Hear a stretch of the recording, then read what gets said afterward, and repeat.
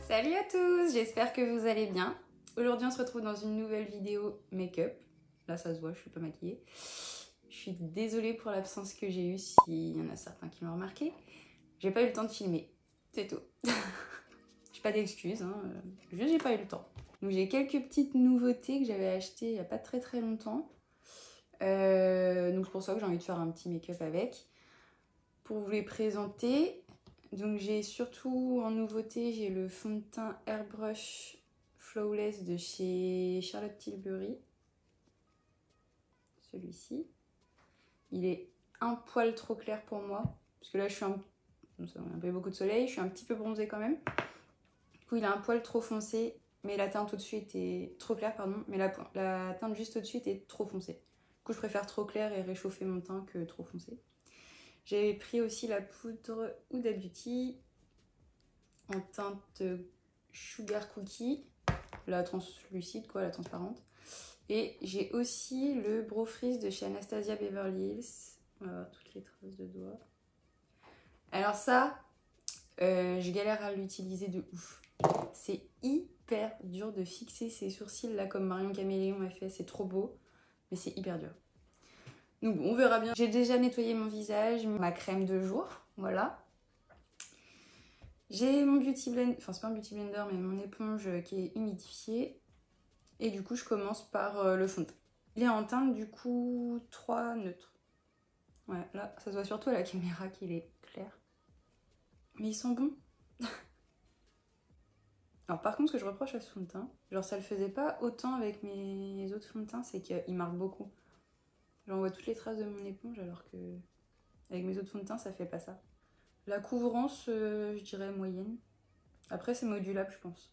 Puis une fois appliqué en fait, je le trouve pas si clair que ça comparé à mon cou. Ça va, genre là on voit un peu la différence mais ça unifie bien. Et il est assez léger sur la peau.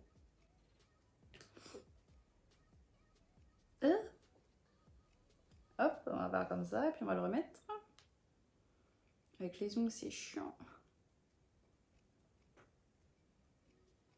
Bon, je le remettrai à la fin parce que ça me saoule. Là je vais utiliser 2 pompes. Je sais pas si vous voyez bien. 2 pompes pour faire tout mon teint à l'éponge. Donc ça va. Puis ça fait assez naturel quand même. Genre ça a bien unifié. Camouflé un petit peu quelques petites marques et tout, mais non, c'est pas mal. J'aime beaucoup. En anti-cerne, je vais en mettre 2, puisque j'ai toujours pas ma teinte, ça m'énerve.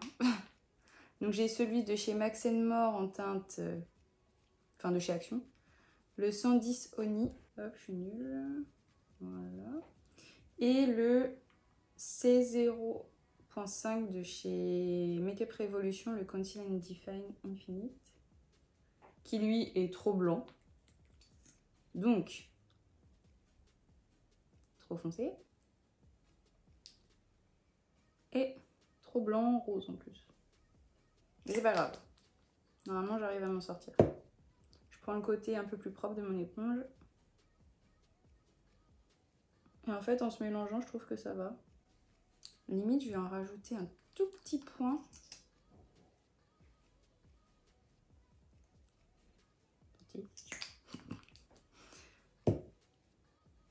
Pour illuminer un petit peu plus.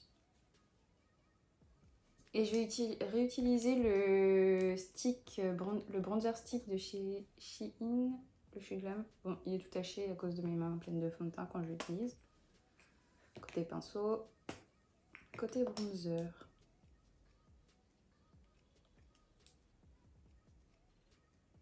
Et je reprends mon éponge pour estomper. Vous le voyez de ouf à la caméra, mais en vrai, sur moi, ça va. C'est assez léger, ça se fond bien.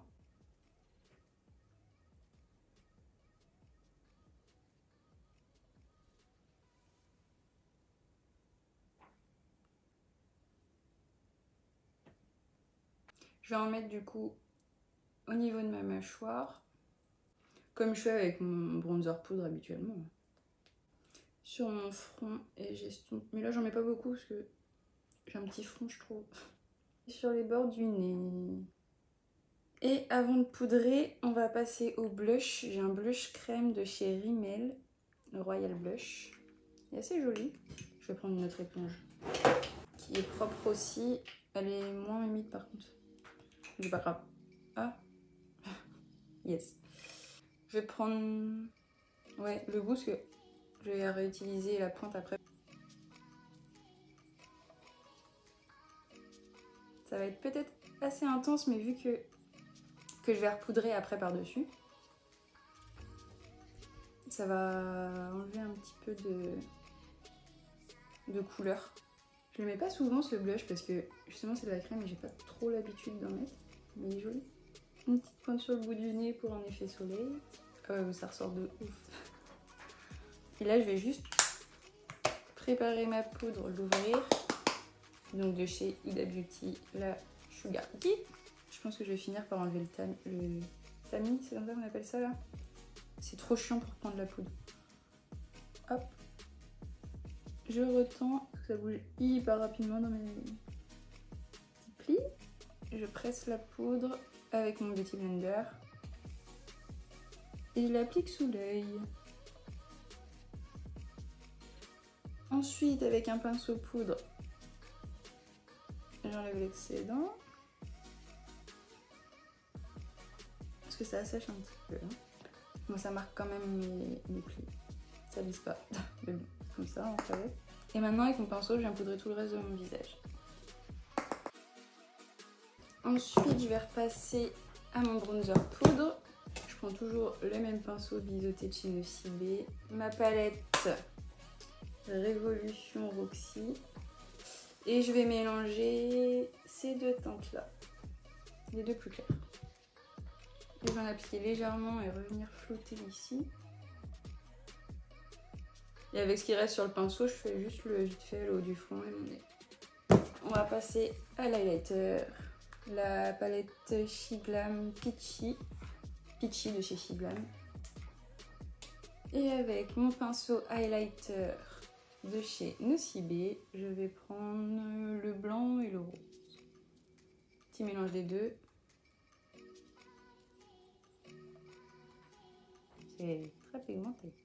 Du coup, pour les sourcils, on va les faire maintenant, hein, c'est pas grave. Je vais venir les brosser à contresens, enlever tous les produits qu'il aurait pu y avoir dedans. Et j'ai remarqué que quand il fait chaud, quand moi j'ai hyper chaud, en fait c'est là que ça tient pas. Donc faut pas que j'ai chaud, c'est compliqué. En ce moment il fait chaud. Avant, je vais fixer mon teint justement pour éviter d'avoir trop chaud, ça va me rafraîchir un petit peu. Avec le, oh là là je suis nulle, Urban Decay All Nighter. Hop. Donc une fois que tout ça c'est sec, on va venir prendre le Brow Freeze de chez Anastasia Beverly Hills.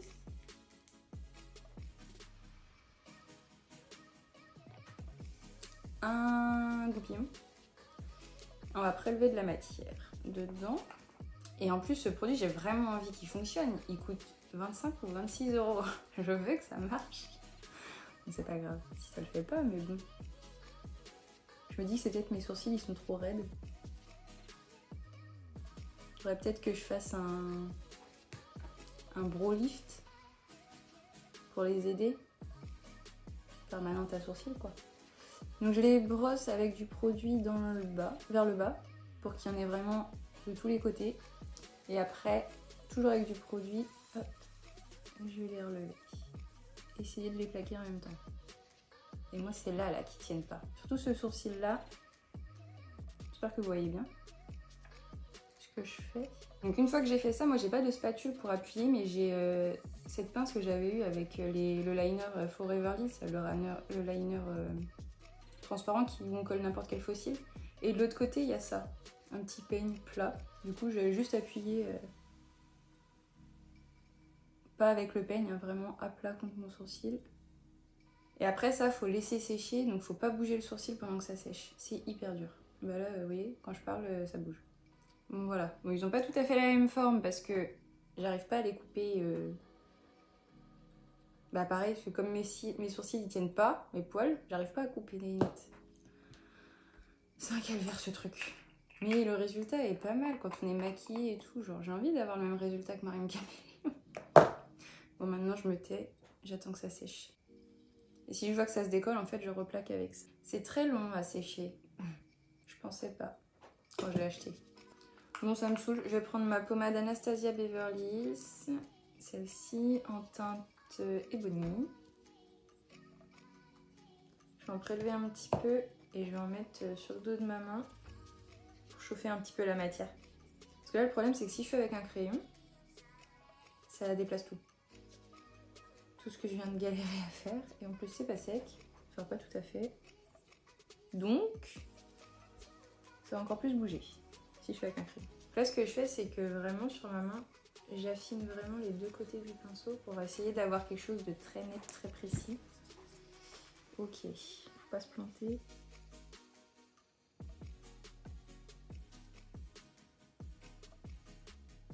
Et j'essaye de refaire des faux poils. Là, j'ai déjà dû déborder. Pas ça plus tard. Je vais faire le reste et on verra si j'arrive à faire mes sourcils. Je mets un petit peu de base, comme je disais tout à l'heure, sur mon pinceau.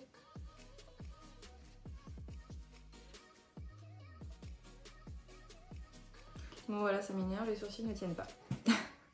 Je reprends mon Beauty Blender avec le fond de teint là, puisque l'autre il y a de la poudre. Et je remets de la base sur toute ma paupière. Tous mes sourcils sont retombés. Voilà, je vais faire à l'ancienne avec ma pommade.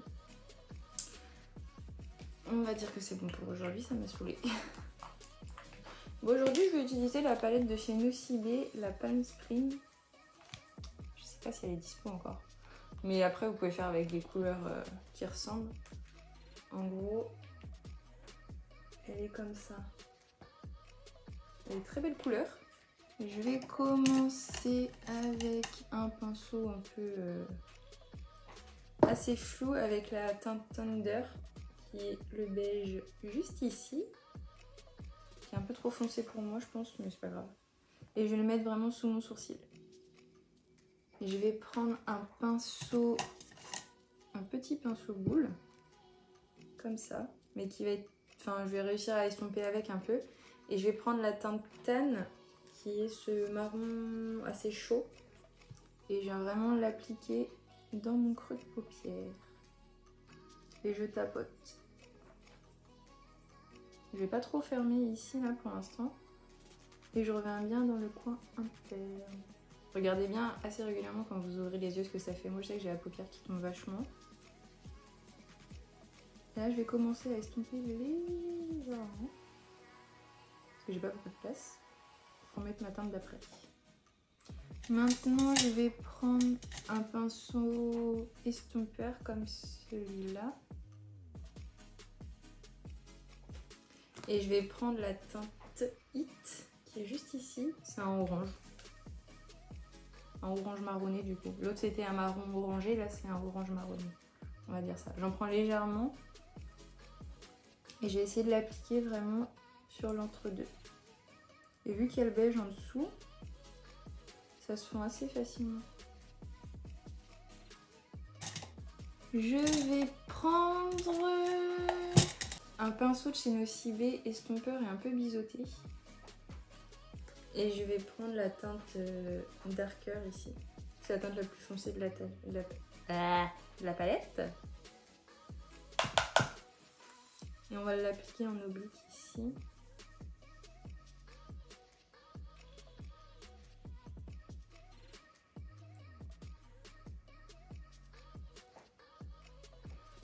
Et je reprends mon premier pinceau avec le reste de teinte Tan, ici là pour estomper. Et je vais en appliquer légèrement dans le creux au coin externe. Faire un petit triangle, voilà comme ça. Et je reprends mon pinceau Tan pour l'estomper ici. Ces fards ils se dégradent hyper bien. Ce sont les palettes Nocibé pour le prix, je les trouve géniales. Floute, floute, floute. Je vais reprendre mon pinceau beige du début, sans rien dessus, juste pour estomper les bords. Ça fasse pas une grosse marque là comme là. Voilà.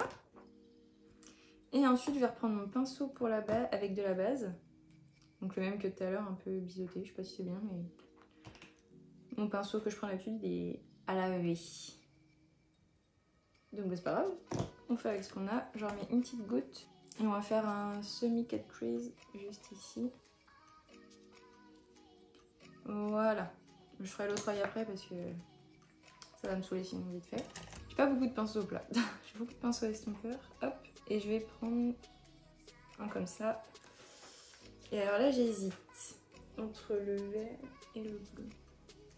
Le vert irait peut-être mieux mais le bleu me tente bien. Qu'est-ce que je fais? Ça fait ça les teintes. Je vais prendre le vert. Ce que je fais comme ça c'est je gratte et après les petites poussières je les aplatis bien sur mon pinceau. Et là je viens déposer la matière en suivant bien le cut crease. Je reprends mon pinceau avec le darker, le pinceau biseauté et je viens juste tapoter l'entre deux. Pas que ça me fasse une grosse transition chelou. Enfin une grosse démarcation plutôt justement chelou.